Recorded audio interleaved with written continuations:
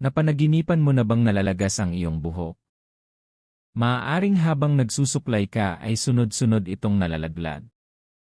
Kaya naman ay paghawak mo sa ulo mo, napansin mong numinipis na ang iyong buhok. Nakakabahala ang ganitong panaginip, lalo na kung parang totoong-totoo ang pakiramdam. Pero ano nga ba talaga ang ibig sabihin nito? Unang kahulugan, stress at pagod. Sa totoo lang, ang paglalagas ng buhok sa panaginip ay madalas na sumisimbolo ng stress, pagod, at emosyonal na bigat. Maaaring marami kang iniisip o may mga responsibilidad na unti-unting umuubos ng iyong lakas. Ikalawang kahulugan, takot sa pagbabago. Ang buhok ay madalas ding simbolo ng pagkatao at kumpiyansa sa sarili. Kapag nalalagas ito sa panaginip, maaaring natatakot ka sa isang malaking pagbabago o may paambakang mawalan ng isang mahalagang bagay sa buhay. Ikatlong kahulugan, pagkawala ng kumpiyansa.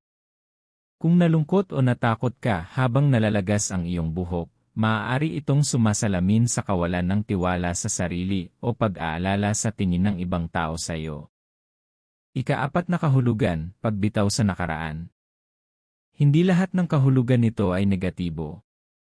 Minsan, ang paglalagas ng buhok ay simbolo ng pagbitaw sa mga lumang problema, masasakit na alaala, o mga bagay na hindi na nakakatulong sa iyong paglago. Ikalima, depende sa nangyari sa panaginip. Mahalaga rin ang detalye. Kung kaunting buhok lang ang nalagas, maaaring maliit na pagbabago o pansamantalang stress lamang ang nararanasan mo. Kung halos makalbo ka, maaaring pakiramdam mo ay nawawalan ka ng kontrol sa isang mahalagang bahagi ng buhay mo.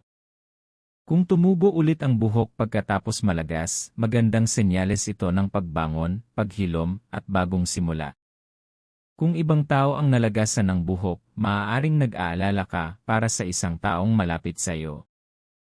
Ika-6 na kahulugan, paalala na alagaan ang sarili. Maaari ring ipinapakita ng panaginip na kailangan mong bigyan ng oras ang iyong sarili magpahinga, bawasan ang stress, at alagaan ang iyong emosyonal at pisikal na kalusugan. Sa totoo lang, ang panaginip tungkol sa paglalagas ng buhok ay hindi otomatikong nangangahulugan ng malas o masamang mangyayari. Mas madalas, isa itong refleksyon ng iyong kasalukuyang emosyon, pag-aalala, at mga pagbabagong pinagdaraanan sa buhay. Kaya kung napanaginipan mong nalagas ang iyong buhok, tanungin mo ang sarili mo. May bagay ba akong kinakapitan na panahon ng bitawan, o sobra na ba ang stress na dinadala ko?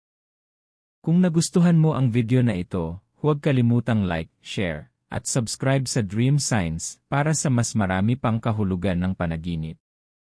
At ikaw, gaano karaming buhok ang nalagas sa panaginip mo? Ano ang naramdaman mo pagkatapos? I-comment mo ang iyong karanasan sa ibaba. Hanggang sa susunod.